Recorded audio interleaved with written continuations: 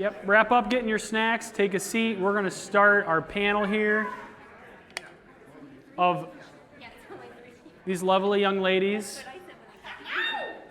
That's right, except just that one for me, just that one. Did you say young ladies? Yes, you're all young ladies. You're all young ladies. Yes.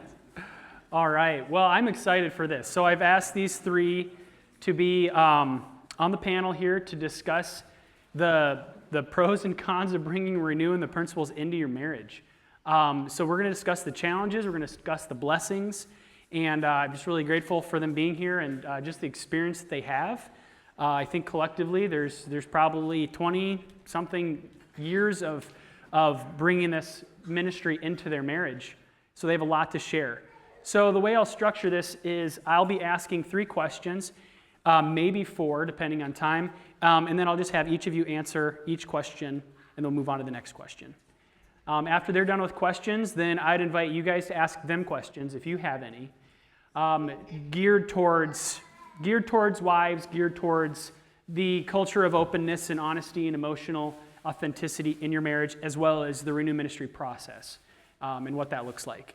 After that, we'll have a panel discussion with the pastors, Kurt, Ben Gross, Ben Hunt, me, and those questions can be aimed more at the husband's role, and then general questions about this conference today. Okay, well, without further ado, who would like to go first? Yes, we need the mics. Where is the mic? There it is. Okay.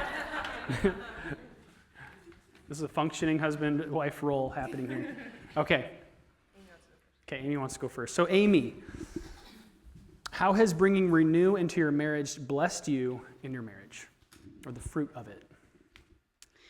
Well, I thought immediately of the verse in, I don't know if it's 1 Peter or 2 Peter, but Peter is commanding husbands to honor their wives as the weaker vessel. And so, like that's why a lot of men will open doors for us or carry the heavy thing or,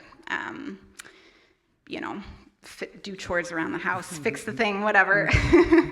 And it's, it's showing her I'm stronger than you, but I'm not going to use that against you. I'm going to use that for you. I'm going to honor you in my strength here. And so I think it's the same. Women are physically weaker than men, but broadly speaking, we can also have more emotions, and those can cause more struggles for us that maybe our husbands wouldn't experience because they don't have the emotions that come as strongly, or at least in my marriage, that's true.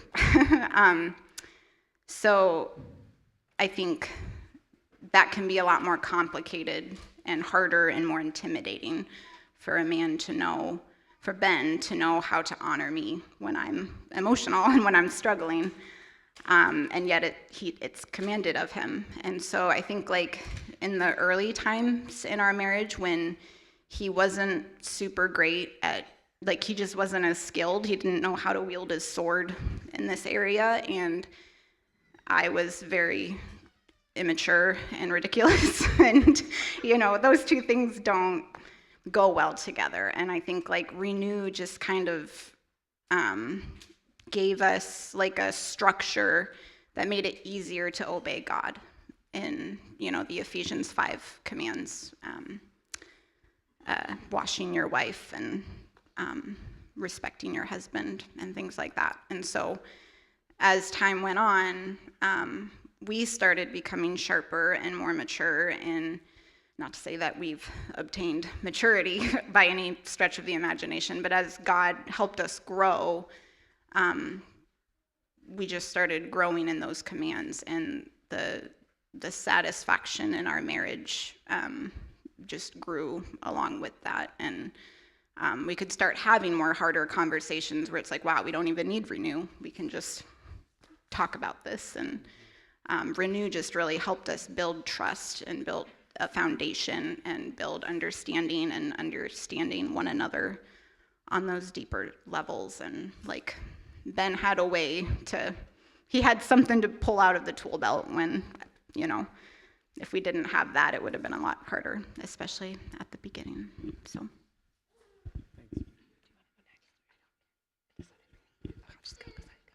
Okay, I wrote down a few things about it blessing our marriage.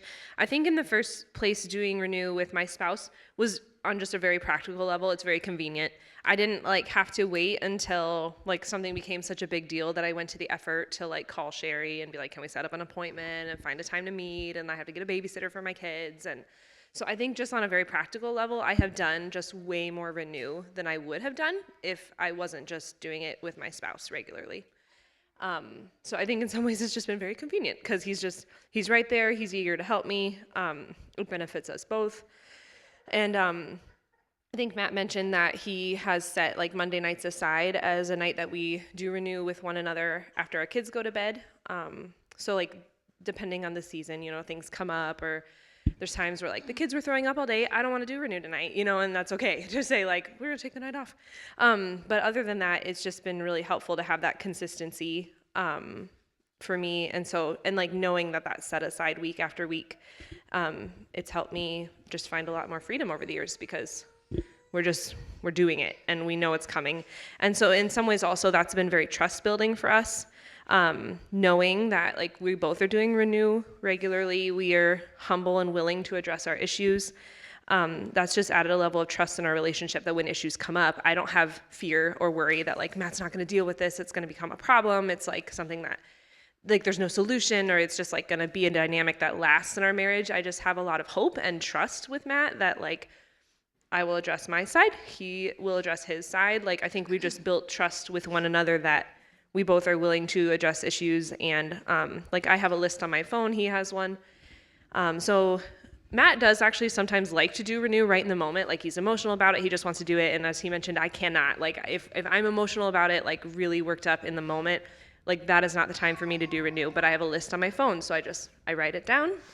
And when we have our next Monday time, I pull my phone out and like, what is the biggest thing right now? And we just address it. And so having that, I think, has blessed our marriage because we just kind of trust, like, the issues aren't going to get dropped. The issues aren't going to just keep coming up over and over and over. Or if they do, there's grace for that. But we know there's a place that eventually, like, there's a place for this to get addressed. There's a system for getting this addressed. And so it's built a lot of trust between us. And it has been a very healthy thing to have that tool to address issues. I also feel like if I bring something up to Matt, it's not like I am trying to hoist some like standard on him that's beyond his ability to, like, it's not like, hey, you have this issue, figure out how to fix it. It's like, hey, you have this issue and we have a tool that we go to fix issues like this. And so I don't feel like I'm asking, I don't know how to say that very well. I don't feel like I'm just like throwing burdens on Matt's shoulders, like, well, you need to fix this, you need to fix this, you need to fix this. I feel like there are times where I can gently say, hey, maybe this is something you could like add to your list for a Monday night, and he will. And same on the other direction, I will write it on my list and bring it up again. And then I think like in general, it's helped us just have a lot of more compassion for each other and like love for each other. We've understand each other a lot more deeply. I feel like he knows me. And I know him. I feel like I just understand how he thinks. I understand the lies that are coming up for him regularly. I know about his painful memories that had a big effect on him. And I've seen him get healing in those memories. And there's just an intimacy there that I just know a lot about his life, his past, his hard things. And I've been in there with him. And so then when I see things happening in the moment, I can go, oh, I know how this is affecting Matt right now. Like I can preemptively, before he even has to say anything, be like, thinking of you, how you doing, you know, like, or this is something that I've seen as a pattern, and so I know, and I can have compassion on him. And then if he is like, I don't know what he'd be, edgy or nervous, or whatever it is that he's experiencing in that moment, I'm already like expecting that in a way, and it's not like, whoa, don't be like edgy with me. It's like, hey, I can tell that you're feeling stuff, you know. I'm ready to have compassion on him and not take it personally. And so I think that's been huge. It's just having the context for one another's emotions and struggles. And then also like feeling understood, like when he does that for me, like when something happens and I'm like, Matt, this happened, I know he already knows like what that means to me. Because he's seen the depth of how things like that have affected me in the past or whatever. I don't have to like fully explain every time, and this is how I feel about it. He kind of can kind of go, oh, I know how that's going to make you feel, and I'm ready to help like address those feelings. So I feel like it's built a lot of understanding in our marriage. Okay. Well, I was going to share that I feel like one of the fruits is just closeness, that it's brought us closer together as a couple because it's a tool that we can use to really share what's on our hearts. And so it's like a tool for me to be able to use to open up to Kurt about what's going on because I'm not super good at sharing what's going on in my heart and what's emotions that I'm having. So it's just been a good process and a tool to use for that. And also, I just agree with Jenna. Like, I feel like it's really, like he's really the only person I want to do Renew with. Like, I have done it with one or two other people occasionally if he's gone, but it's because I know that he knows everything about me. I know that I can trust him. I know that he knows my past and just everything that I've been through. So it's easier to open up and to share things. So I just appreciate that he's available and able to do that. And also just, that it's a good process for him to be able to use because he's a very logical person. It's very capable of sharing lots of truths. And so it's a way for him to minister to me on an emotional level and not just sharing truth all the time, that if we're not in the spirit, we're not always willing to just hear that truth. So it just kind of cuts through to the heart so that you can hear the truth. And then secondly, just I think that it brings, another fruit is that it brings peace because it's kind of like Jenna was talking about when you're being triggered by something and that's causing conflict because you're usually not in the spirit, that those negative emotions bring up a lot of discord and not peace. So when you're able to share your emotions and get everything out, then you're able to have peace in those areas. And I think about the Bible verse that says that our enemies are not, our enemy is not flesh and blood. Our enemy is Satan. And if our spouse or if I'm emotional and Kurt's getting upset with me because I'm emotional, or the opposite, it's kind of like we become each other's enemies. But if we can have compassion on each other for the emotions that we're going through and just get through the process, and then we're not taking things out on each other. We're having compassion and able to help each other. So that's it. Adding something. This is like a whole nother conference, but I also wanted to add that like it has helped with our parenting as well. It gives us perspective to understand our kids. It gives us perspective to understand like when they're very emotional, like, hey, like, is there a lie you're believing here? Is there something? And I haven't actually like done Renew on my kids. Like, I guess maybe, I don't know if you have I think you have a few times, but it helps like, they're still in those stages where the lies are getting planted in their heads. And so sometimes we can like watch it happen. Like, whoa, what you're believing right now doesn't seem like truth-based, it doesn't seem good. And so we're able to address and like just have that mindset for all people, like not just each other, but I think like the more that we've had, like kind of built that with one another, a very complete picture of each other's like spiritual health in our minds, it's given us context to understand other people. And when, that person, the way they're responding to me doesn't feel like it's me. It feels like I can just like separate myself from their response in a healthy way and then help like, and then with our kids, kind of a similar thing where we're able to react to like what they're believing and just have like the language as a family to talk through those things. Yep. Yeah, that's been one of my prayers for my kids is if they do have lies they're believing that are getting planted at the time that, these, if you let them stay there, they could grow up to be needing to use the process to go back to these memories that are happening in real time and just asking God that they would bring those to me. And some of my kids, Charlotte mostly, has been very, consistent with that. Like, Dad, I think I'm believing a lie here. We talk about it. Appreciate that example. This was almost going to be a parenting and marriage conference, but That's a lot. Yeah, that's too much. So the next question is, what have been some of the challenges, or what's the learning curve to bringing Renew into your marriage? I'm holding it. Okay. I have a lot about this. Go easy on me. I go easy on you. Well, I wanted to point out that like this isn't just some like light and fluffy. You guys, this is so great. Go do it. Like it has been really hard to make this, like to learn and grow. And I think that anything that's worthwhile is challenging in some ways. And so there have been things about it that have. It's not just been like, oh, we just do renew and it's great. It's like we've had to really learn. So I think early on when we were still building trust. I think there was some issues, like you said, you kind of just want to do renew with Kurt. And so like, but at first I was uncomfortable. Well, I think Ben talked about this too. I was a little uncomfortable doing renew with Matt when he was the problem, when he was the trigger, you know, when I was like, well, I'm mad at you. Like, I don't feel like you're a neutral third party who can help me through my emotions, or like, I don't want to be vulnerable with you about this because I'm upset, you know?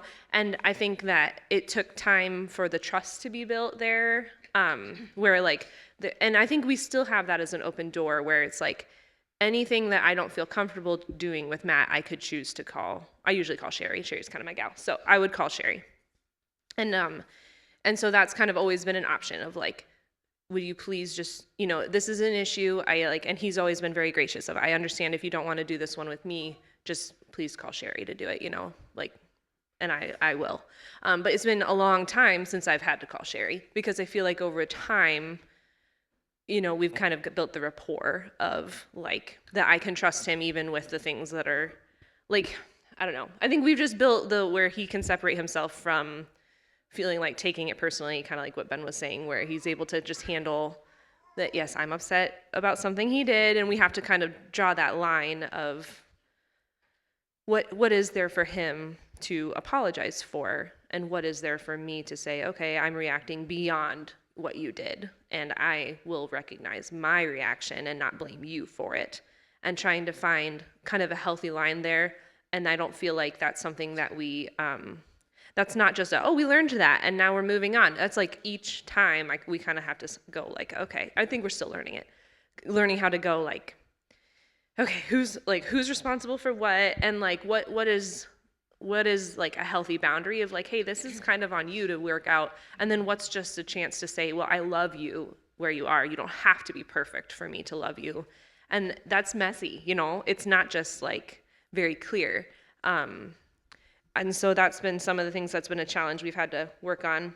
But I think at first, it took time to build rapport where I could trust Matt to work with me even when he was the one that that caused the trigger in whatever way.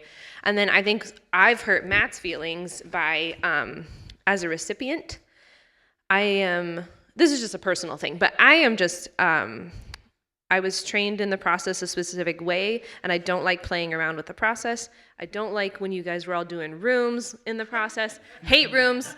I don't like, you know, he's like, can you like visualize that part of you as a person? I'm like, no, it's me. Like, I can't do that. You know, and so like, I feel like Matt's a psychiatric and mental health nurse practitioner, and he's not trained just in Renew. He's trained in IFS. He's trained in like other therapies, and so sometimes he'll throw in other elements and it'll throw me off, and like he wants to experiment and explore and learn, and I'm like, I'm in the emotion, and I'm like afraid of losing it. And so I found that because it was Matt, I was critical in a way that was not gentle or kind. Like if Sherry was doing Renew on me, I'd be like, hey, I actually think I need to go this direction. And with Matt, I'd be more like, we need to go this way. Like I'd be frustrated with him. Like I'm like, we realized in some ways I had a fear of losing the emotion.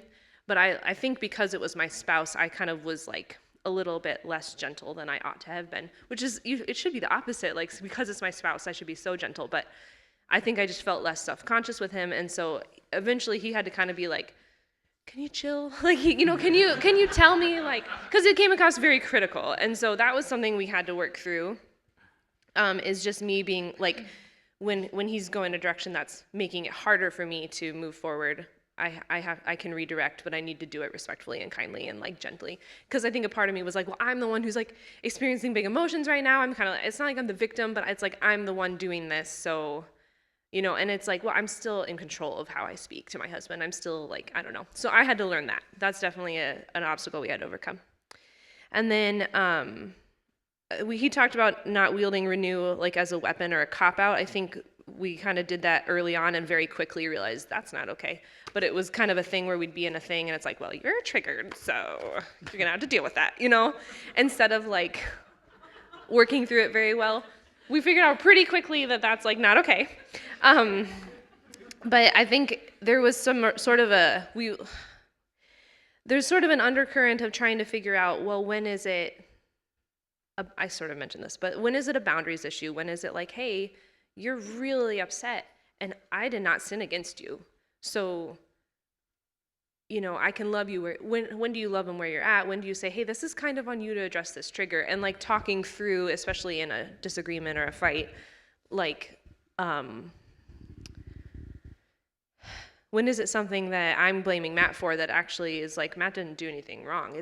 That's me reacting out of fear. That's me reacting out of frustration or anger or like overwhelmedness, things like that. Like with the whole thing he brought up about feeling overwhelmed by the house, me being like, you need to help around the house more, like you're too busy. And we had to go through and figure out, okay, it was a bit of both. Like, yes, I can ask Matt to help around the house more and he'll step up and do it. But also I need to understand like the fears and pressures that are causing me to feel like the house is so overwhelming and that it says something about me, that my house is a little messy when I have 4 kids. Like, I just think there was some of both. And so if I put all of that on Matt, and said like, well, you just need to step up, like that's putting this weight on his shoulders that's not healthy and he's not going to be able to fill that need ever because it's an emotional need that is based on lies I was believing. But do I never ask Matt for more help? Like, no, and do I have to be perfectly healthy spiritually and like believing all the truth for Matt to like then step up and help me and fill the gaps? No, like there's love too, but also there's responsibility. So I think we've had to learn to find the balance of both and continue to learn that. Okay, and then I had so much about this one. Oh, I already mentioned that. Yeah, that's good. Okay, here you go. Okay.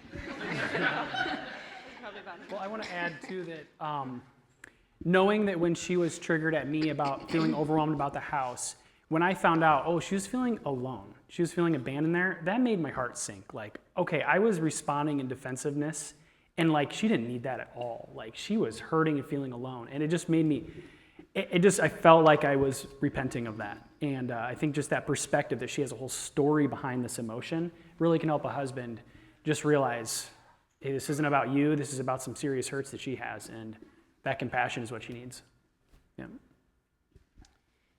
Okay, so I think one of the challenges is just being faithful to take the time to do it. Life just gets busy, and it's sometimes unless you're really struggling emotionally, you're like, I have to do this right now. It's hard to make it a priority because doing something else always sounds like more fun.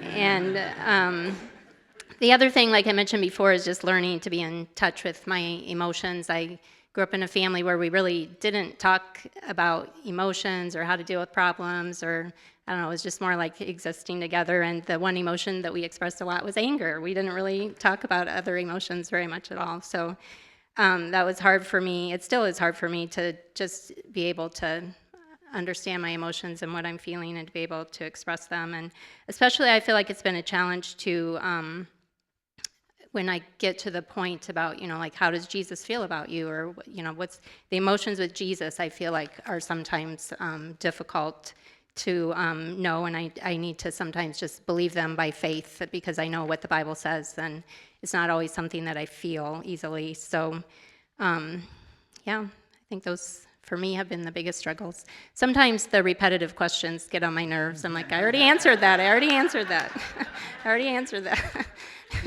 Preach it. But Okay. Yeah. What are some of the challenges bringing Renew into your marriage? Yeah. Okay. Yes. Well, I think for me, like, what's challenging about the Ephesians 5, it's Ephesians 5, not Ephesians, yeah. Ephesians 5 verse is of husbands, wash your wives with the word. Like, if the command is wash, it's implying that something is dirty, something is soiled, something is not the way it's supposed to be. And, okay, why is that making me cry? I think it's making me a little emotional because Ben's done that for me a lot, where it can just be really hard, and to show your husband, like, this is a lot I'm throwing at you, and I know that it's dirty. I know that it's wrong. I think, like, you know, like Ben kind of touched on this in his sermon. It's like usually when I'm bringing something to Ben, like I'm already feeling a lot of anxiety and shame about it. And so I feel like he does nothing wrong. He'll just kind of brush it. He'll just mention the thing, and it's, oh, that hurts. You know, you're judging me. You're, you know, whatever. Because I've already psyched myself up. Like, he's going to think I'm the worst, and then he'll leave me, and, you know, I won't have anyone to talk to because no one else has the patience. And, you know, like that like lie factory that, you know, that Ben Hunt was preaching on a couple months ago was like, oh, I think I have that. But anyway, and so I think that can be a thing where you're just so already sensitive about whatever the thing is, that trusting your husband with that, you know, like you really do have to trust him with that. And I always think, like, okay, maybe that felt harsh, but is what he's saying true? Like, is there any truth in what he's saying? Or even just if he says something that I feel like, oh, okay, now I'm feeling that shame. I'm feeling, you know, like I need to shut down. Like, just being honest about that. Like, I need to stop and just tell you I'm feeling shame, and like, we need to talk about that. It's coming from you. Sorry. Like, you know, whatever. And we can kind of work through that. And I think the other thing, I can't remember if I think Jenna said it, but like, it's not as formulaic. Like, you have to teach it, so, you know, like, you have the steps in your head and you think, oh, that's not so hard, I could do that. And then you try to do it with your spouse, and it is just really hard. And like, you know, we definitely had a learning curve. And so just like choosing to just keep being faithful and obedient to God in those moments of like, okay, this isn't making sense, this is really hard, take a break, keep going, whatever, but just keep choosing to like be obedient to God and trust that, you know, he can feed 5,000 out of your loaves and fishes, and he'll carry you guys through. And so those are my things. Oh wait, no. Yeah, that's fine. I can have two. That's fine. So the next question then is, what encouragement would you give to other women who are having challenges with bringing the process and principles of Renew into their marriages?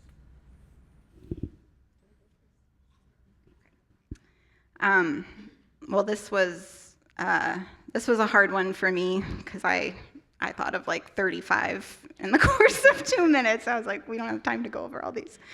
So I just picked one, and I'm really glad that Ben got the Sleeping Beauty analogy in, because we have 3 girls at home, and most of my companions it's a 4 and a 6-year-old girl. So we talk about princesses a lot.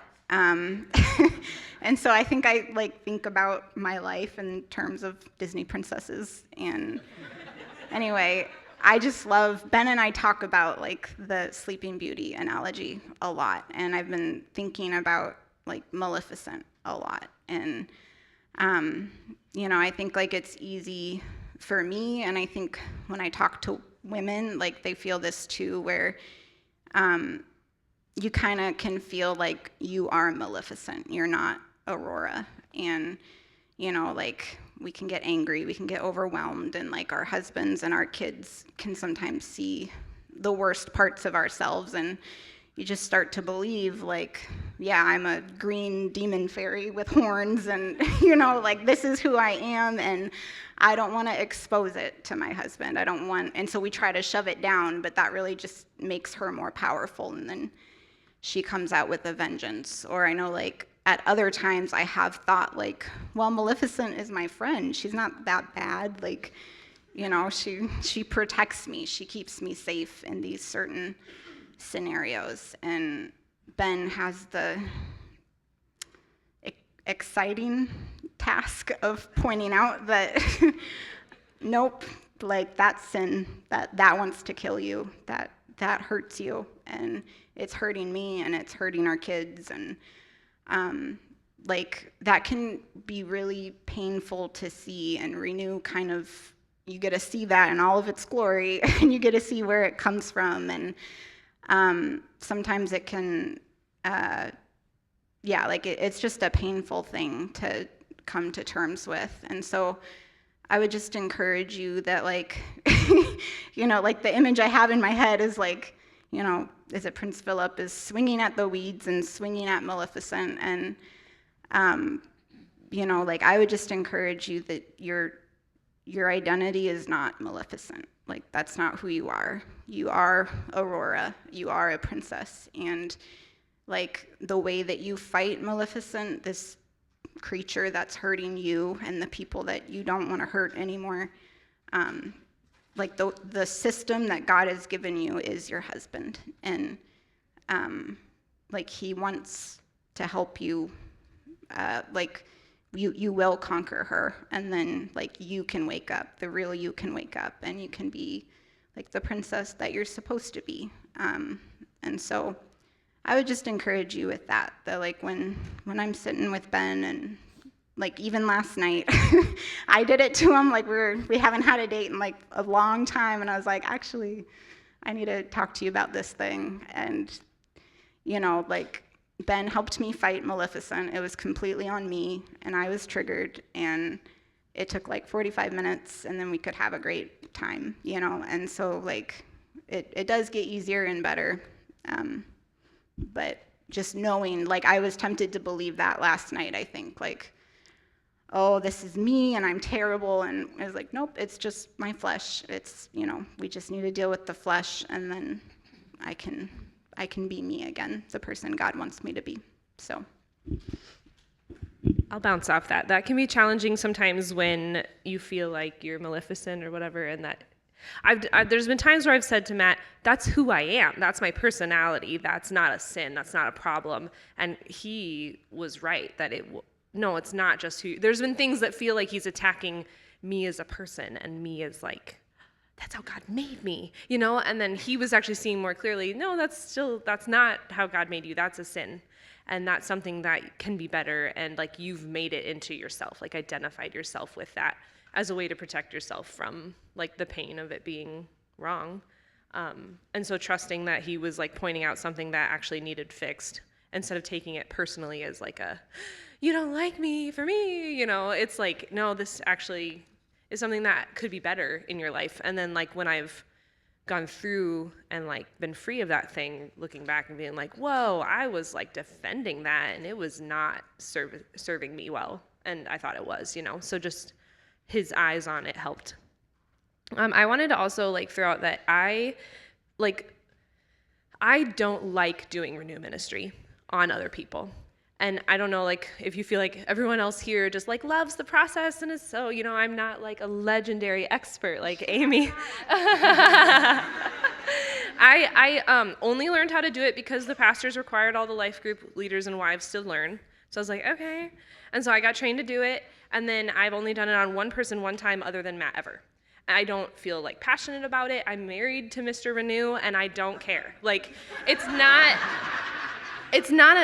care in that I think it really has helped our marriage. I think it helps other people, but I personally am not passionate about Renew ministry. So I just wanted to point out that you don't have to feel like, this is helpful because I'm pointing out that you don't have to be like an expert at Renew ministry or a person who just really loves doing the process to help your spouse with it.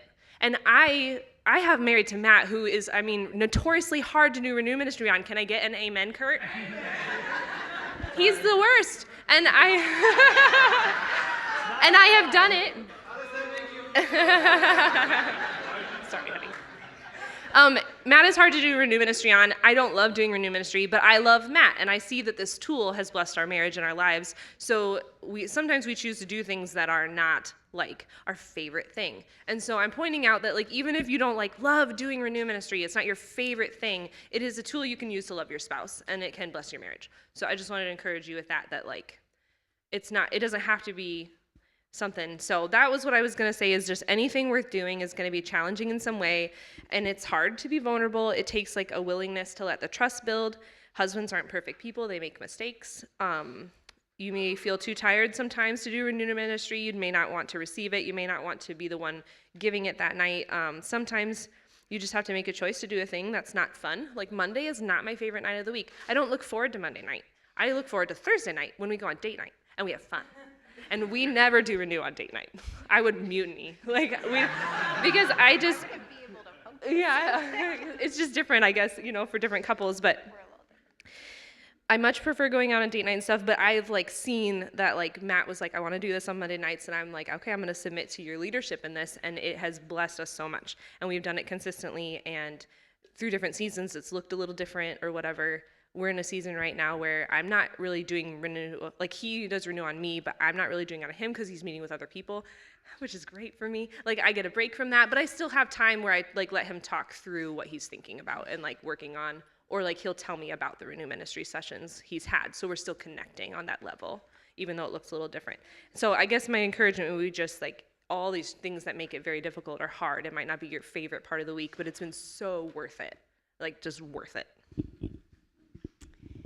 Well, I was just simply going to say that God gave us our husbands to take care of us, and it's not only physically that he should be taking care of us, he should be taking care of us emotionally. So it just would encourage you to do Renew, let him do Renew with you so that you can be taken care of emotionally.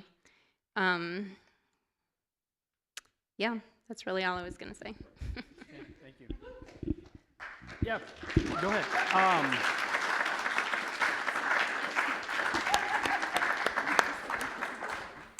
So at this point, if any of you have any questions, we'll go another maybe 5 minutes because we're just a little bit over time. I want to make sure we save time for the next section here. But if you have any questions that were prompted from their discussion here, this would be an opportunity to ask them. And Nate, is it okay that just don't worry about the mic or anything? Yeah. Okay. Paula. So the question that I have is, so how do you ladies pursue your husband's heart and like put your emotions aside and not take it personal? And how do you, within doing that, how do you try to like pursue his heart, listen to him, and not fix him? Like Matt and Ben were saying, like don't be his Holy Spirit. How do you not be his Holy Spirit and like? Yeah, I think when I have, like, my perspective is it's not me trying to fix or understand. Like, I do want to understand Matt, but this is a moment for me to step back and make sure that Matt is connected to Jesus. And so I'm just making sure that I can help. Like, if I'm connected to Jesus, I'm helping facilitate, like, him processing through so that God can meet his need. And, like, God's truth can meet that need, and God's truth can go there. So I feel like I separate myself from, like, trying to meet his need personally and just be a facilitator of getting the right truth to the right place, which God does. And how do you not take it personal? Like you guys are saying, when you're the problem or you sharing whatever and you feel like, I'm this worst person, like Maleficent, I'm that person. How do you not feel like her when you share his heart? Sometimes I do. I don't know.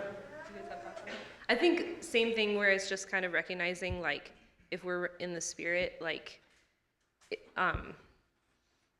it's making a kind of a conscious choice of, like, what is my role right now? And I think my role is to help.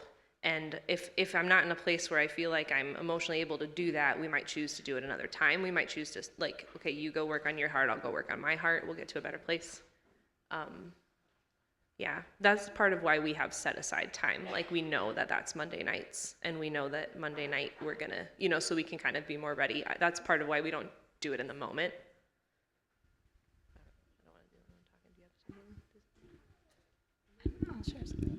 I don't know if I have the right answer or anything, but I guess I would just say, obviously for all of us, we need to have a really strong identity in Christ and understand his grace and his forgiveness in any situation. So obviously this would apply to this too, to just to have a right standing before God, that you can not be affected by his sin.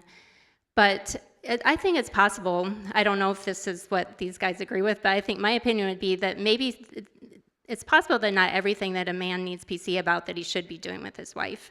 So maybe if it's something that's really is affecting you too much emotionally, maybe he should be getting PC with a guy instead of with you. I mean, the wife, even if a wife is able to help the husband with PC, which I'm not saying it's a bad thing. I'll be real honest, I don't do PC on Kurt. I never have. I've never learned the process. So when I talk about us doing PC together, it's him doing PC with me. So I don't know if I can speak really well about a wife helping her husband, but I think there probably is a lot of areas that a guy struggles with that he really should just get PC with from a guy. So if you feel like it is really affecting you, maybe you shouldn't be the one to deal with it, and you should trust. I think it takes a lot of trust in God when our husbands aren't acting how we want them to act, and obviously we're not the Holy Spirit. We can't change our husbands. We can just accept them and love them and have grace and pray for them and be a good example ourselves too. So I think if what he's sharing emotionally is just too much for you, I would just say I'd prefer you talk to a guy about that. I'll be praying for you, and I love you, I accept you, but I think maybe you need to get help from somebody else. That's perfectly reasonable. Oh, I'm sorry. Renew Ministry. One of 13. This shows how old I am. Okay. Other questions? Ashley. I'm also married to someone who is very difficult to do renew on. Do you have any advice for learning to do renew on someone that's very difficult? Or your spouse? Well, I am probably the more difficult one in our marriage, so I don't know. It's hard to, give general advice to something that's probably a specific situation, just because, you and Micah are two unique individuals, and Ben and I are two unique individuals. But I would say seeking to understand goes a long way. So, sometimes, Ben and I, we try to do renew, and it doesn't go well. We get stuck. And 98% of the time, it's Ben trying to do renew on me, and we get stuck. And that still happens to us after 8 years. So it's okay if that happens. And I think what we do is, the next day, we'll just kind of try to have a bird's eye view of the session. And sometimes if I've had time to think about it, Ben and I, it's oh yeah, when you said this, I felt shame here, or I felt like I couldn't acknowledge that to you, or oh, actually, you thought we were going in this direction, I wanted to go in this direction. So I think just seeking to understand your spouse and trying to really put your head aside and get into their head. And if you guys get stuck, that's why God gives you a pastor. So it's okay to, wow, we really don't know. We're both trying our hardest, and we keep missing each other. And that's the most frustrating feeling in the world. And God provides a way out, and it's your pastor. So I would also recommend, if you try to understand each other and you can't ask to meet with your pastor, all of the pastors here, I think, know how to do renew, and a lot of times a third party can see where you guys are falling apart. So, and I would also say if you know that you are a hard person to renew on, don't do your best not to either be if you feel shame about that, just do your best to be honest and to trust that the person sitting across from you loves you deeply. And just start with what's in front of you, what you're feeling. Sorry, that was a long answer. Yeah, you keep. So I would say that's okay. Thanks. You're a generous person. We don't claim that the Renew Ministry process can help absolutely everybody perfectly every time. But we say that the process is generally solid enough to help 80% of people or more, 80% of the time. And so for those people that are kind of in the more 20%, I'm included in that.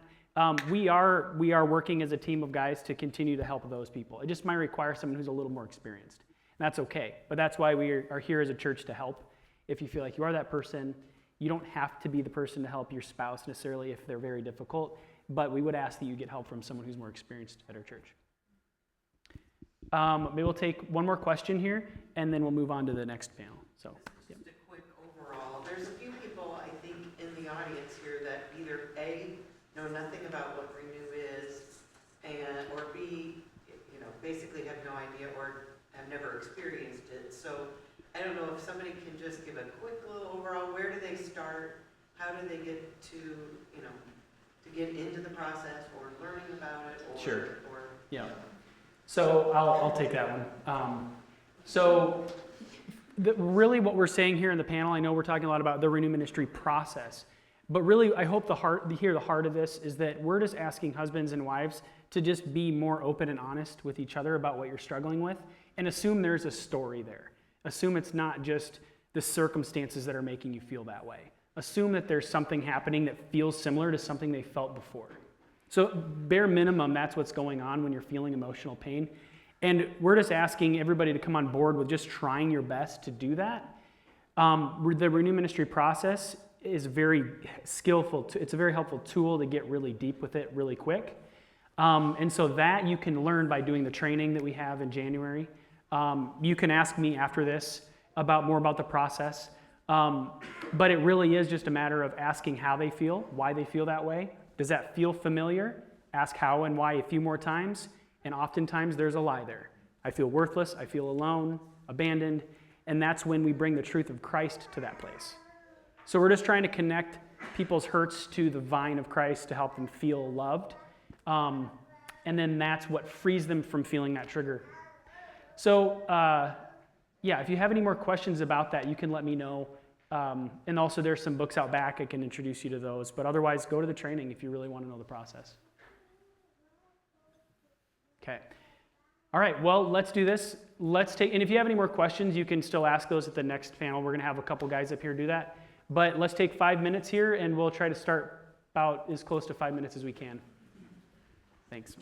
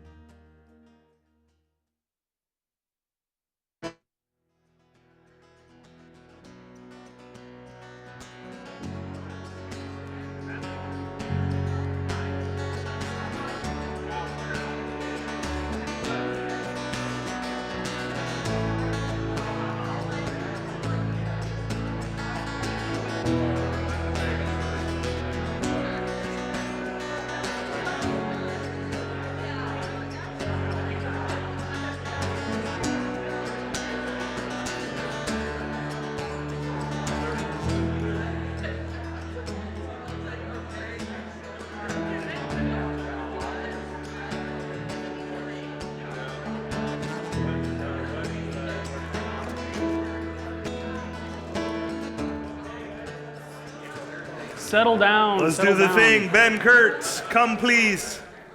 All right. I guess so. Yeah. Is this good? We This don't is have great. No, this is actually probably better. Okay.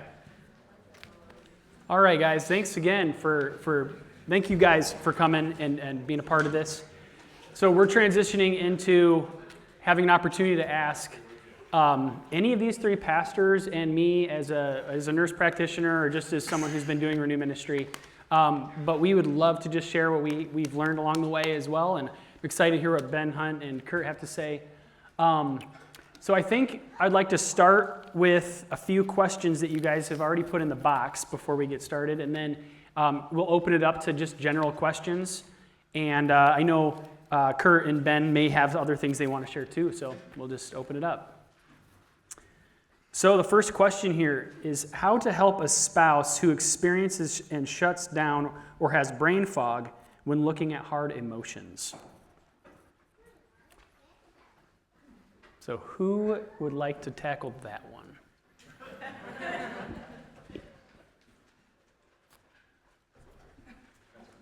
Okay, so if you're working with your spouse and she is not wanting to open up to you, there could be many reasons for that. One,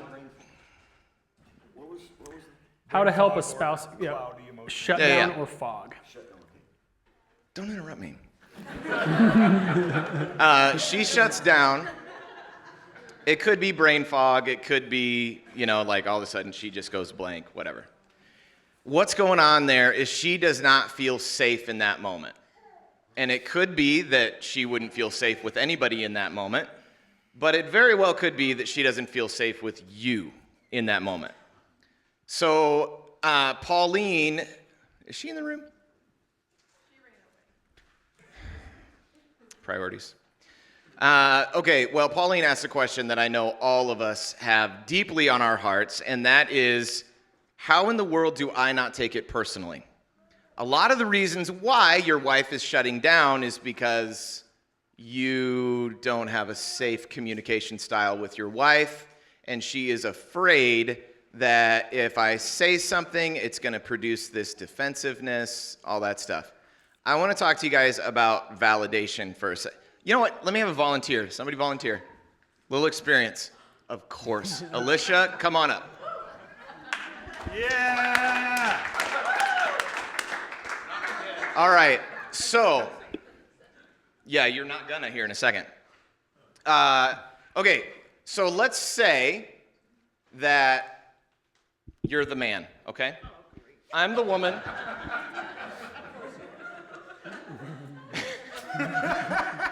Oh, yeah, put your imagination caps on. Okay, so I, as the woman, I approach the husband and I say, you know what? When you said that to my parents were dogging on me. They were telling me I'm stubborn. They were telling me that I always view people the wrong way. And you should have defended me, but you didn't. And the reason you didn't is because you agreed with them. And not only that, but you vocalized agreement with them. And that makes me feel like you agree entirely with all the lies that they believe about me. And since you're defensive, I believe that you have the reason and the purpose to hurt me. And that reminds me of this event and this event and this event and this event. Okay, how would you feel in that moment? I kind of glazed over.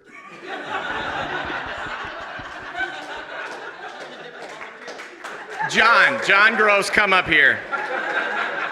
You can do a better job being a man. She shut down because she's a female. Yes.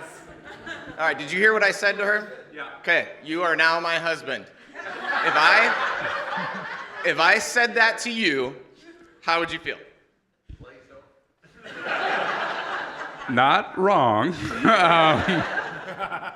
Well, what do you want me to do about it? Okay, see that? See that? Okay. Now, what that was not validating what I said, right? I have this big, giant hurt that I'm experiencing, and as I'm speaking and I say, you validated this, and this means that you believe everything bad that they have said about me. How would you feel? I feel accused and dismissed. Yes, accused, dismissed. Yeah.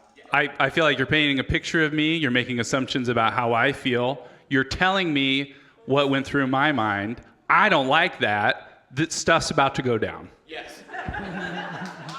That was the appropriate answer, Alicia.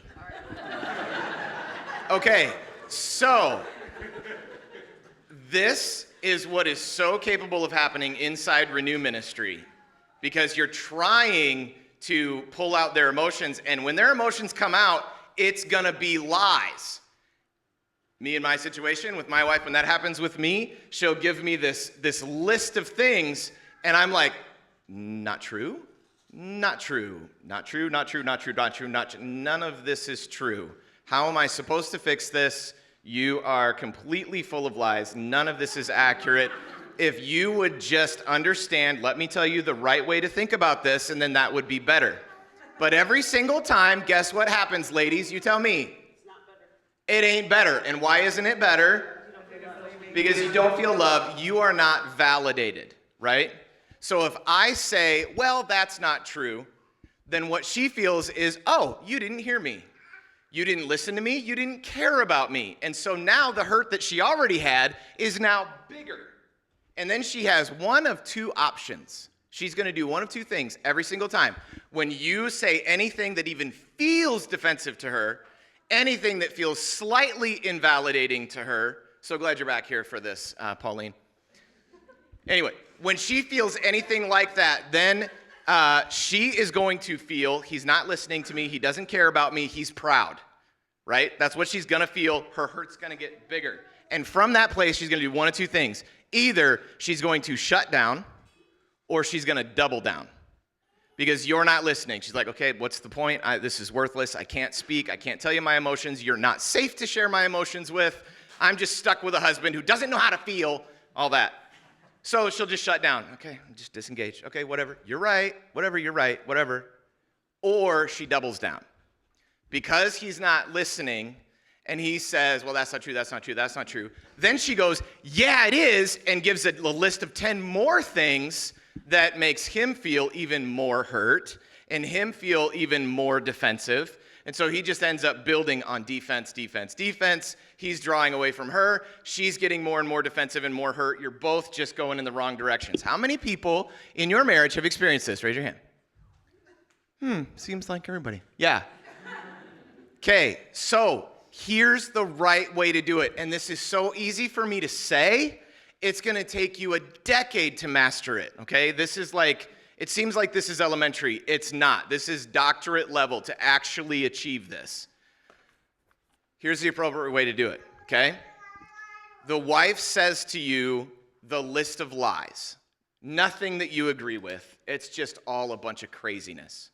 Your task in that moment, your task is to find what is true in here. Okay? That's your task. Men, repeat after me. My task is to find what is true. Okay.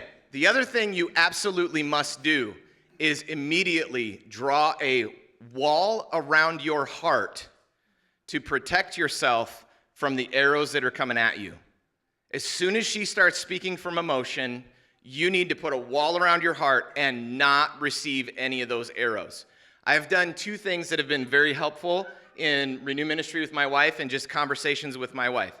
One is when she's speaking emotion, she'll say something bad, like my character's horrible, I'm an evil person, or something like that. In some way, emotionally, she speaks to me. One really helpful hint, I put 2 words in front of the statement and 2 words behind the statement. So say the statement is, you're a jerk. What I immediately do, get in this habit, is I put 2 words in front, 2 words behind. The first 2 words is, she feels, and the last 2 words is, right now. She feels I'm a jerk right now, okay? That takes the boiling down to a simmer. The second thing I do is I pretend she's not my wife. I pretend this is some woman who's married to some nasty guy, and then I can feel for her, okay? But that's 2 ways where I just build a wall around my heart so that the arrows don't come in. Because if the arrows come in, I'm going to have a really hard time with my flesh not being defensive, right? So, you guys and gals, when your husband's doing it, of course, but What chapter is that I don't know. How many months at a time can we? Yeah, it's going to take a long time. It takes practice, but you absolutely have to practice this. So your job is to find the truth. Your job is to build a wall around your heart. You find the truth of what she has said, and then you repeat back to her the truth of what you said. One really difficult thing that we have, a problem that we have, is we feel like if I don't buck against all these lies, then all I'm doing is telling her, yeah, those lies are true. No, that's not at all what you're doing. You are not confirming the lies. You are confirming her hurt. Your view of her needs to be, oh my goodness, look at this reality she lives in. This reality, there's all these lies. No wonder she is so hurt. I am so sorry that this is your hurt. You're not validating, yes, you're right, I am a jerk. You're not validating, yes, you're right, I do believe all these horrible things about you. You are literally proving to her in the moment by being soft and compassionate that you are not what she was believing you to be, okay? So you validate you validate the hurt. You're looking for the truth. So maybe in this scenario, you can have a seat, John. Obviously, I'm on, yeah.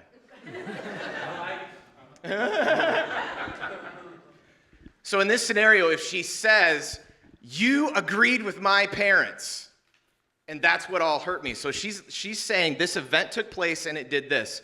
First thing you need to do is go, okay, that's true. That event did take place. I did agree with her parents. I had no idea this was going to be the repercussions of it, but I did agree with that. So then what you do is you immediately own. You find the truth of what she's saying. You are not looking for falsehood. Men, repeat after me. I'm not looking for falsehood. I'm not looking for falsehood. Okay. So you find the truth in what she's saying, and then you articulate that truth. You are so right. I did do that. Oh my goodness, I can't believe that did that to you. I am so sorry that did that to you, and I want to know everything I can possibly do to make sure I never make you feel this way again. If you do that, guess what's going to happen to her walls? Alicia, what would happen to your walls in that situation? They'd be flooded with tears. There you go. All her walls come down. Now she feels very safe and frankly attracted to you, and she wants to give her heart to you now. Okay? All right, enough on that. Keep it. You two pass it. You got it. He'll need it again. Okay. Did we confirm that question? Are we good there? Okay. Let me just answer. Okay, all right. I didn't think so. No, this is going to be very quick. Oftentimes, people will say, I'm not comfortable telling you what I'm going to tell you, especially with a pastor. This often happens where they say, I think you're going to think bad of me if I say this, and this can happen with your spouse as well. And it's very tempting for you to defend yourself in that situation. Especially as a pastor, I've always been tempted to just tell them, no, I care about you. You can trust me. This is confidential, blah, blah, blah. Keep it about me. Do you know what I do, what I've done for 20 years? What would Jesus say about that? I don't talk about me. Because I can talk all day long about me, but if I get it pointed up to Jesus, Jesus always says, hey, you're trusting me in this appointment. You're not trusting him. You're trusting me. And you always want to just keep pointing it up. So if my wife came to me, really upset with me and that type of thing, you might just time out. Could we just pray? I want to listen to you. I really want to help. I want to find out what I can do to help. But let's pray. And that, again, just brings Jesus into the conversation. And that's what you want to do on a regular basis in those types of situations. You guys just passed that. I know of some people that struggle specifically with that brain fog thing, where I just go numb in the moment, or somebody goes numb in the moment, and they can't interact with what their spouse is telling them. And the thing to recognize in that moment is that is just protecting them. Your spouse feels unsafe, as was said. And what I know has been helpful several times is, or what's difficult is, you need more information from that person to proceed with them. You're like, I don't understand what's going on with you right now, and so I can't help in this moment if you won't talk to me. So sometimes it is the wife who's shutting the husband down, or the husband who's shutting the wife down. It can go both ways. I've seen it both ways. The thing I want to say, though, is that what can be incredibly helpful is if you're at an impasse right there, husband and wife, what can be incredibly healing and what can lead to a breakthrough is whoever is shut down, whoever's got that brain fog, they go and talk to somebody else, and whoever's helping them, counseling them, takes really good notes. And you go back with those notes, the person with the brain fog, person that's shutting down, going numb in that moment, can get somebody else to help clarify, what are my needs? What do I think and feel about this? And to open up in a safe place and then bring that back to your spouse. Because the spouse doesn't understand enough yet. If you can increase understanding, you can increase compassion, you can move forward. And so outside help at that point is what I'd recommend. Yeah, and we've built the Renew process around trying to tackle things like brain fog and overwhelm, and it's been remarkable. At some point, sometimes when I'm doing counseling and this overwhelm comes over, this brain fog, and I ask them to separate that out, sometimes even put it in a room, imagine it, and put it aside. And then you just see their countenance even lift by doing that, and they're like, okay, they're a little more present. But then if you just try to get an understanding of why that came about in the first place, is there a fear there? What's that fear? Why would that brain fog be there in the first place? It's trying to do something. What is that? And then ask, well, how would Jesus respond to that? So really, we just need to keep trying to get them connected to the truth of Christ in those places. And the Renew process uses a system of working through those protecting parts very well. So the next question is, we spent time talking about finger pointing at the spouse, but what happens when I know I'm the problem? Underlined capitals, I'm the problem. I'll jump on this one real quick here, and then, yeah, Ben. So I'm curious, obviously somebody feels like the problem, and I know that can be a very big emotional reality. Like, no, I know I'm the issue in the marriage. Like, I'm the one making this all go south. But I would just encourage that person that this is not a battle of flesh and blood. This is a battle in the spiritual realm. You are not the problem, because that's the identity issue. You are not the problem. The problem is what you're believing that isn't you. That is not you. This is what Paul says, wretched man that I am, who will save me from this body of death. This is a lie. This is a foreign entity within me, and it's not me. And the problem is the lie. If you both can come together and understand that, then you can make some progress in doing Renew ministry with one another, just talking about it. But it's just never the case that the person is the problem. It's always lies. So in the fruit study, you'll read this. Nobody makes you mad. Nobody makes you mad.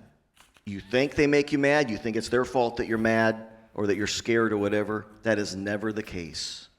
And as long as you think that, as long as you think that it's other people making you feel afraid or mad, you will never overcome those things.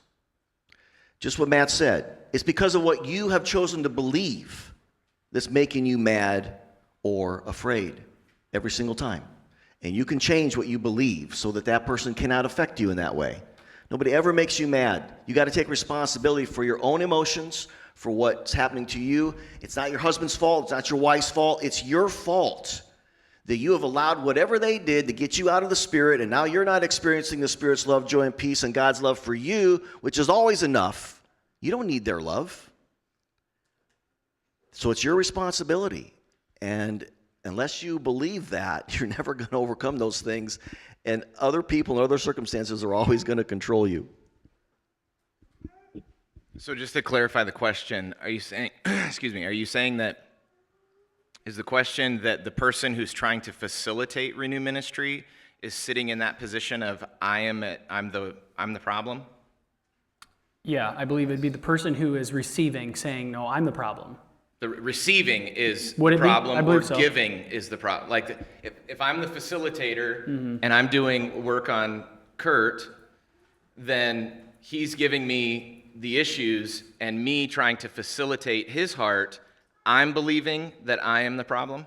Is that the question, or is it? We can go with that direction. I think there'd be helpful answers there. I don't know exactly what was intended, but Okay. yeah. Well, all right, so I spent time talking about pointing the finger outward. The natural tendency is to point the finger outward, but this person is saying, I'm already at a point where I'm ready to point the finger inward. What do I do when I know I'm the problem? You're a step ahead of the curve. Most people are not at that place. Most people don't recognize their own stuff. They just recognize somebody else's stuff. So if you're already ready to point the finger inward, you're in a good place. You're in a position to start exercising some humility. And so if you know, or if you think you know what the problem is, then be as honest as you can with your spouse and own whatever you can own, and maybe that's a step forward. So it's good to point the finger inward. Yeah, it is. It is good to recognize your sin and your contribution to the problem. The issue with that, where it goes too far, it's humble to see it and own it and repent of it with contrition. That's humility. But if you're sitting in shame, that's the problem. If you're going, the devil is just shaming you, you're a piece of garbage, and you're never going to get through this, and you're not worthy, and ultimately underneath all of that is worthlessness or alone or something like that. In that case, that's not humility. In that case, that's actually pride, believe it or not. Because what you're doing is you're taking God's role away from him. You are saying that I need to punish myself. I need to feel really bad about this. If I feel bad enough about this, then I won't do X, Y, Z. So I need to put myself on a cross so that I learn my lesson and not move forward. Shame is, Jesus died on the cross. He bore our sin, scorning its shame. Our shame is absolutely gone. The answer is not to shame ourselves and try to be good enough. That's a guardian. Oh, I'm the problem with shame. That's a guardian. You need to isolate that guardian, bring Jesus to that. How does Jesus feel about this part of you that is saying you need to punish yourself? Obviously, you would say, what? You poor thing. No, I was punished for you. This is gone. Your sin is as far as the east is from the west. Don't shame yourself anymore.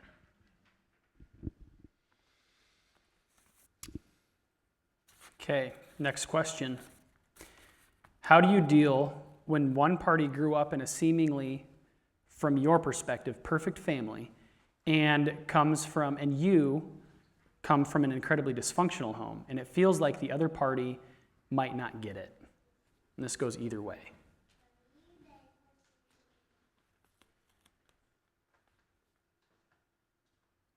So I think I hear this person saying that they feel like there's an aspect of growing up in a dysfunctional home that they don't feel safe to share or okay to share because their spouse who lived in a perfect family might not understand it. And if that's the case, maybe that's shame. Maybe that, whatever that block is worth investigating thoroughly. Because if there's any barrier to understanding, remove it. Figure out what it is and remove it. I think this is a big deal in a lot of marriages to some degree, because it feels like there's this chasm of you grew up in a perfect home and it just seems like you've got it all together, and you don't struggle with this the way that I struggle with this, and so but every marriage has that, because the wife is struggling deeply with something that her husband doesn't have an issue with. But the truth is the husband struggles with things that the wife doesn't deal with. I don't know if you guys have seen I don't know what you call it, a meme or a caricature, whatever, but it's a picture of, this is just a good way to illustrate it. It's a picture of two dogs, a Chihuahua and a Great Dane. And they're both standing in the same level of mud, and it's about this high. The Chihuahua just barely has his nose out of the mud, and the Great Dane is just it's just barely his feet that are in the mud. And the Great Dane is looking down, judging the Chihuahua. Like, what's your problem? Why can't you deal with this mud? So that happens in our marriage. Sometimes the wife is the Chihuahua, sometimes the husband is the Chihuahua, right? So when it comes down to trying to figure out how to bridge that chasm, that's the hard work of, one, if you're the one that's really struggling and your husband's got it all together, just tell him your struggles. Tell him your struggles, start working through it, because the longer you stay in the place of he's not going to understand, the deeper that mud's going to get for you. And eventually you'll be in such despair that it really, really hurts your marriage.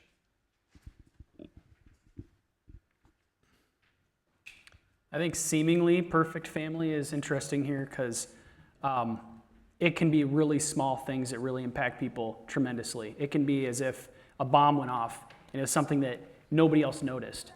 But then you could have the same lie, the same kind of pain with a dysfunctional home, and it's just more obvious. Or some kids go through a big dysfunctional issue and they come away with almost no lies. So we just really can't compare that way. Emotional pain is emotional pain, and it can come from anything, big or small.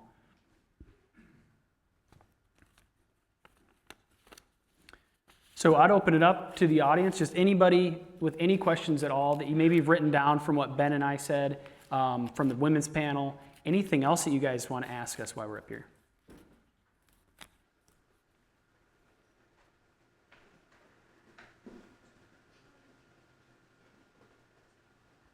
Guys, it's okay. We're safe. This will be confidential. There's some shutdown going on over here. Rick, what do you got, man? I just want to make a comment. One thing I picked up on here today is the fact that doing the Renew Ministry process with your spouse, right off the get-go. I think I'm the world's worst at it right now. Hearing the year and a half it takes to get it going, gives me a lot of hope. Thank the Lord, we're not perfect, that He takes us where we are, He helps us, and that we can get there with where we need to be in our marriages. Thank you. Thank you. Ben, I have a question. Can I just respond? This is one of the things I wanted to say before we were done today. I just want to really commend the men that are here today. You're extraordinary. To take a Saturday off and sit with your wife here to talk about how can I help my wife more with her emotions. You're already, in the 90th percentile here for American men, all right? So thank you for being here, all right? Now, we do have Renew Ministry training available. It's just do it, okay? You're going to learn a ton of practical biblical theology. It's awesome stuff just to learn. The biblical principles about Renew Ministry are awesome, just to even understand those things. And then to be able to have this tool. You can learn it, but it's like riding a bicycle. You gotta get on the bike. You can watch the videos, you can read the books, you just got to get on the bike and do it. And the more you do it, the better you'll be at it, okay? But listen, let's think about this as a baseball diamond. Just sitting down with your wife and listening to her feelings, wow, that's first base. And most guys don't even get there, okay, in their marriages. What do most guys do? Their wife's sharing all this stuff. This has probably already been said today. We just try to answer with logic. Give her all the answers. Honey, if you just believe what I'm telling you, you're going to be okay. And it's not okay. The fact that you're just learning today to sit down, be quiet, listen, love your wife by listening and taking those emotions, wow. If you just get that far, you've already improved your marriage, and that's just the first step of Renew Ministry, okay? And then if you can help her identify some lies that these hurting parts are believing, well, you're second, third base already. And eventually, again, you can learn how to hit a home run where you get to that bottom identity lie and it's permanently and radically renewed. Now, if you practice at it, these guys up here, we hit home runs about 97% of the time. At least I do. Yeah, 98, 99. Because we've learned, and there's some skills you do have to learn, but the process teaches you the skills you need, okay? If you watch me do Renew Ministry, it looked the exact same every time, all right? If you watch Ben Hunt do Renew Ministry, it looks different every time. I'm just joking. I just follow the process, ask the questions. So the process can help you do that. But I just want to commend you men here. Just learning this stuff, just being here today, learning the little bit that you're learning here today and applying it to your marriage. Wow, you're already in the 90th percentile here. And I hope all you wives understand that it's not natural for a guy to be sitting here talking about emotions today, okay? That's not natural. And they're doing it because they love you. And I hope that's always evident. You know, there's a whole other analogy with baseball and first base. This seminar today is not about sex, okay? Tony Schaefer, this is about Renew Ministry, which often does lead to sex. Yeah.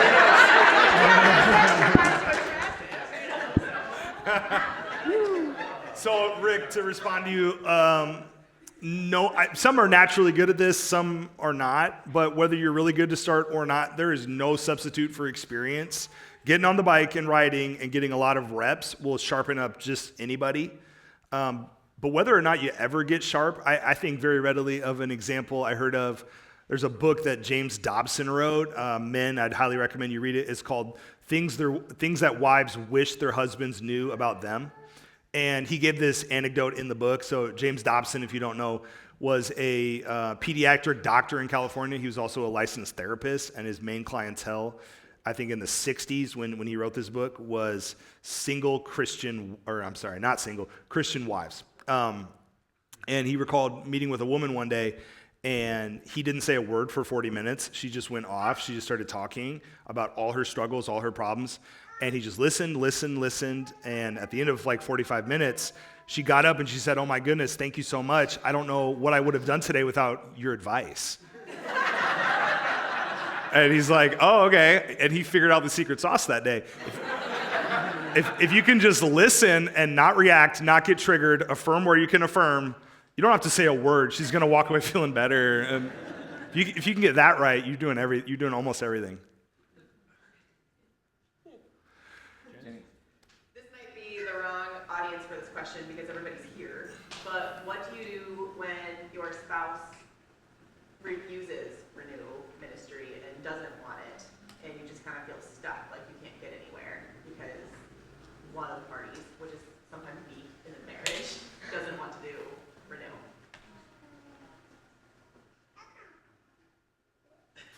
What? Yeah.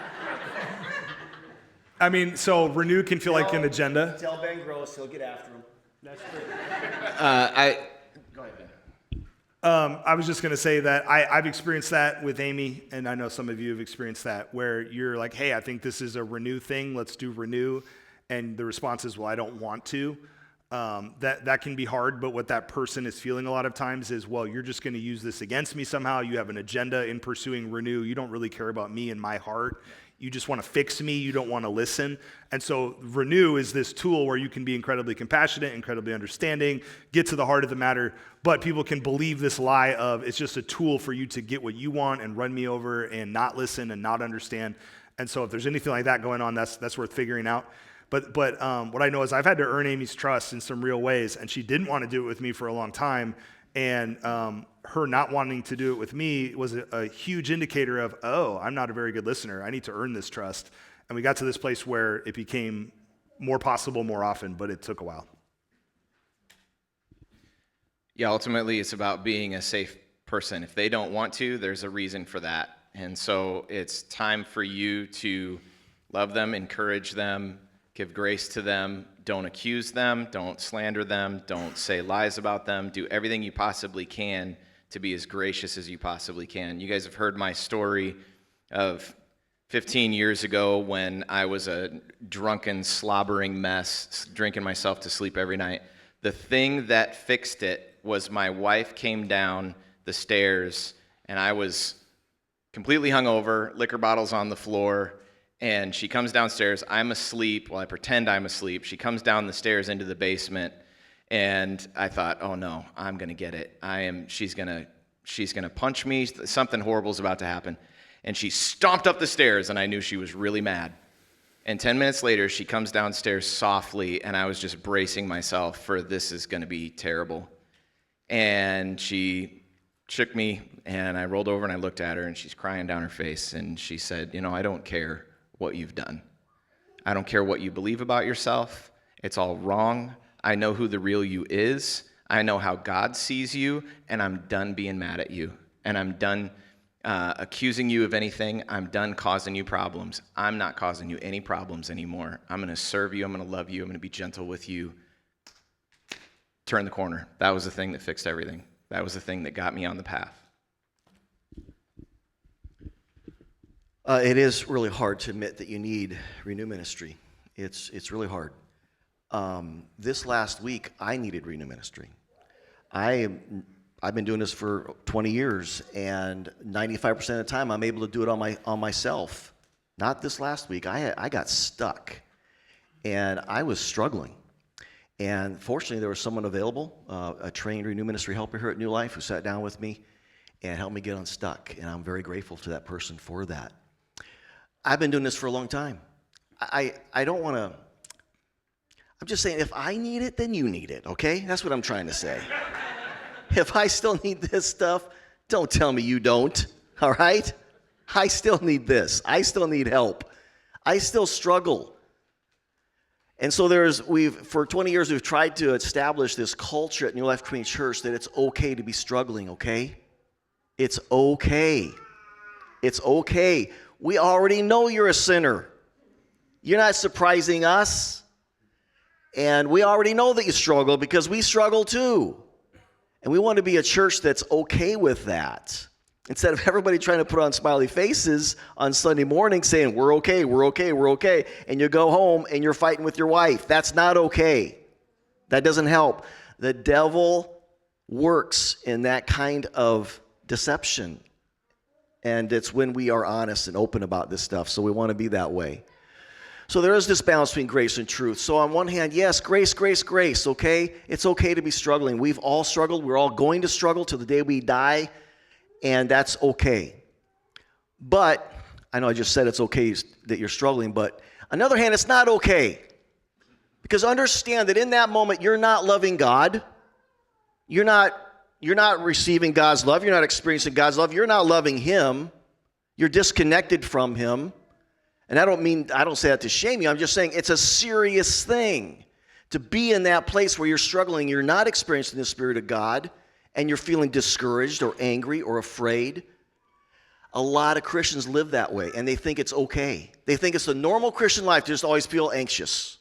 They think it's the normal Christian life to just always be mad or just to be discouraged. Or I just need to take some medication so I'm not depressed and discouraged. Wow. That is all absolute demonic nonsense. You need to get right back with God. That's what you need to do. Don't just let day after day. Last week, when I recognized I'm not doing good here, I don't feel connected to God. I'm kind of mad at Him, actually. I didn't just wallow in that for day after day. I said, I gotta do something about this. So I started doing Renew on myself, and it wasn't working very well. I got help. I didn't just let it go.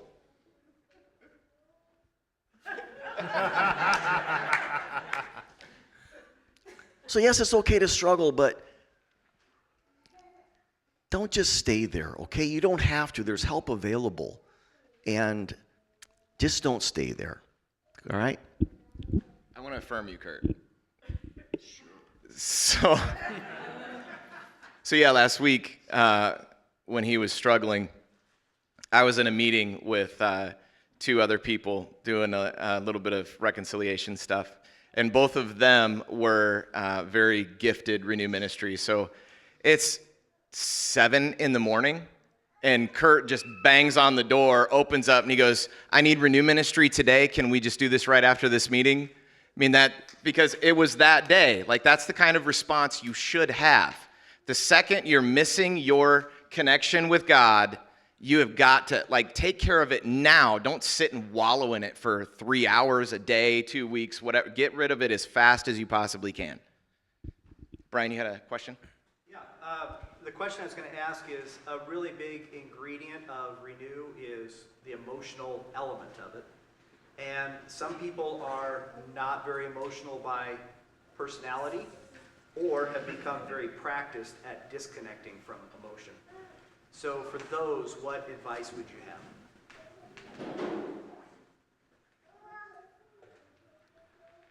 Well, as we talked about earlier, something I talked about was plenty of emotions confuse me. I'm not a naturally emotional person, but the emotions I've learned to understand the best are my wife's. And so you just really need to be an expert in one person. And from there, there's commonalities with that person that can that have given me clues about what everyone might feel. I'd say too that a lot of you men that really struggle with emotion and you are very logical and practical about things, I'd say that what you need to do is you need to value her emotions infinitely more than you value your logic. The priority needs to be, because you'll be clinical and logical, you'll have all this information that will easily, obviously fix the problem right now if she would just get it, right? So you've got all this over here, that needs to be dropped. That, like, as far as the east is from the west, give that up completely and prioritize her emotion. And it doesn't matter how illogical she is, it is, I mean, you say to her, look, I'm so sorry you're hurting.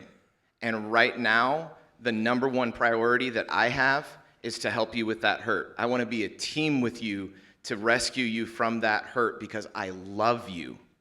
And then you just focus on those emotions and leave the logic aside.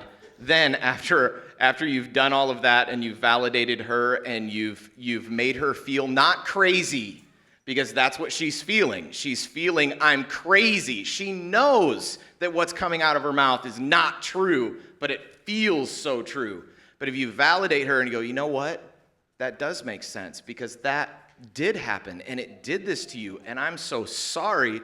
Then she, as Alicia says, melts. The walls come down, and then, like, what happens every time is she sees the truth either on her own immediately, or she is wide open now to your truth. Now that her walls are down, now she can receive all this clinical, logical stuff, and you can give that to her because she's now a puddle of love for you. Yeah. How about from the other direction? That's what I was gonna say, So, the other direction. so the person who needs to receive is not connecting with their own emotions. Well, it's important for us to recognize and understand that everybody is wired differently, and there are definitely a lot of people that don't connect. It's not easy for them to connect with emotions because they spend all of their time in their intellect and solving problems up here. And so that's just really good to recognize. What's interesting to me is in Renew Ministry, a lot of times when I'm working with somebody, you could have somebody that is bawling their eyes out and you'll ask them, scale of 1 to 10, how deeply are you connected with this emotion? And they'll say, oh, a 3. It looks like a million, but it's like, that's just how emotional they are. Or you'll be talking to somebody who's very stoic and you'll ask them, how deeply are you connected with this? And they're like, a 12. But there's no tears, there's no like physical display of that. So that's also just something to be aware of. If your partner is not a super emotional person, don't expect them to look like you when you're at a 10, you know. But then again, I'll say this, when I was doing Renew Ministry with Kurt a long time ago, I could tell you everything about me. I could be a wide open book, but I was not going to connect with it emotionally. It was too painful to connect with it. Tell you my whole story, but I'm not going to feel it. And it took a year before I was willing to connect with it. Finally, after a year, I shed a single tear, and Kurt was doing cartwheels. So that's the other aspect of this, is manage your expectations for them, but also recognize this is a very long process of getting to a place where you do connect with your emotion, because there's a lot of reasons why people don't. And that was very interesting to me. I had to learn to connect with my emotion, and it took a year before I started connecting to it.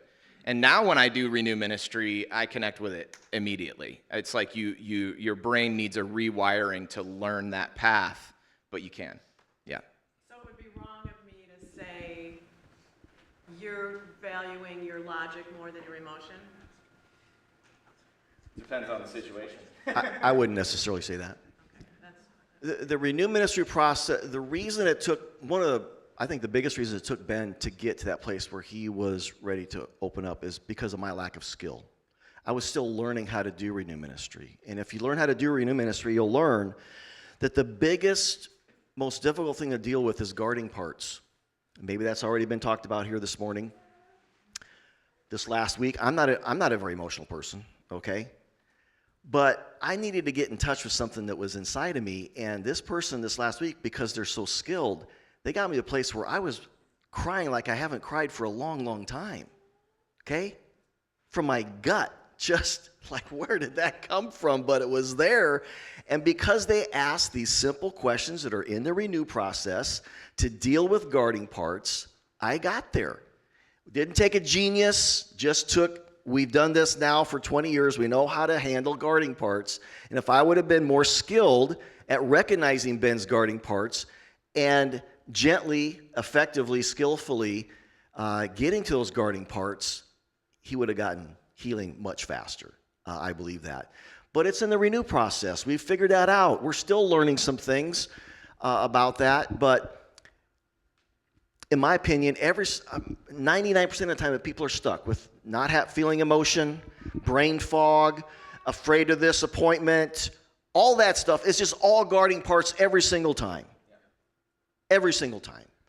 And you just got to say, well, what's that guarding part believing? Well, what would Jesus say about that? Oh, okay. That guarding part moves aside. You can keep going deeper.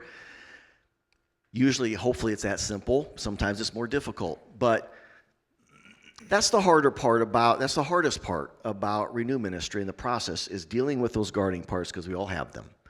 And that's the simple answer to almost a lot of the stuff you guys are talking about and asking about. Effectively learn how to deal with guarding parts.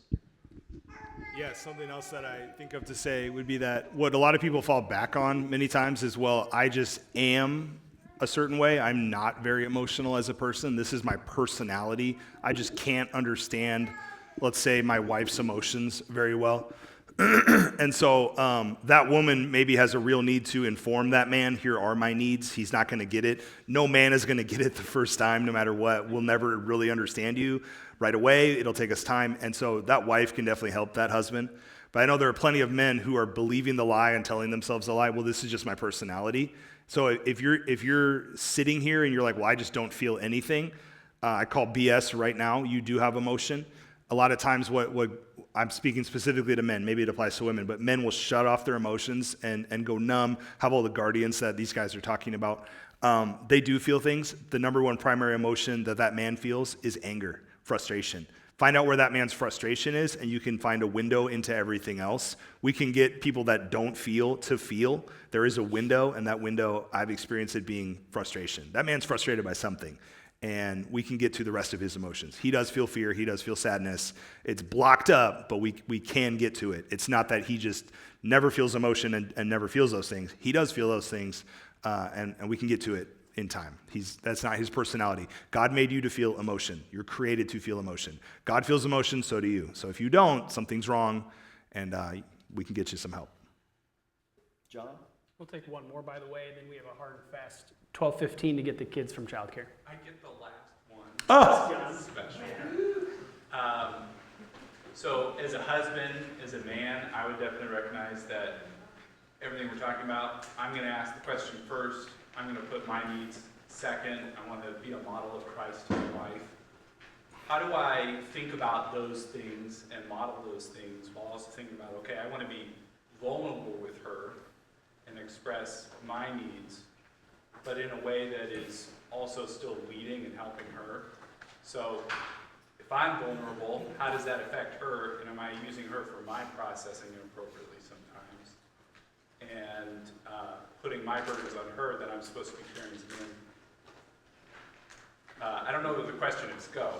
How do you think about those things appropriately, being vulnerable and leading? I'd say the number one tip for presenting your vulnerabilities to your wife is that she's in a position where all her walls are down. If she's feeling burdened or stressed or whatever, don't touch your vulnerabilities with a 10-foot pole until she is in a place where she is, all her walls are down and she loves you. If you're having a discussion and she is struggling with something and there's still some walls there, don't bring your stuff into it yet until her walls are down. Then she'll be very receptive to what your vulnerabilities are. Because if she's walled off and then you're saying, here's my vulnerability, she's going to receive that as accusation. The walls are going to go higher, and you're going to have a harder time. So get her finished first, then she'll want to hear what you have to say. Can I ask a follow-up question? I know I'm gonna push this past the time. We have 3 minutes. Go quick. Like, really quick, it's really closely related to that. What if the problem that my wife is having is you don't open up enough to me?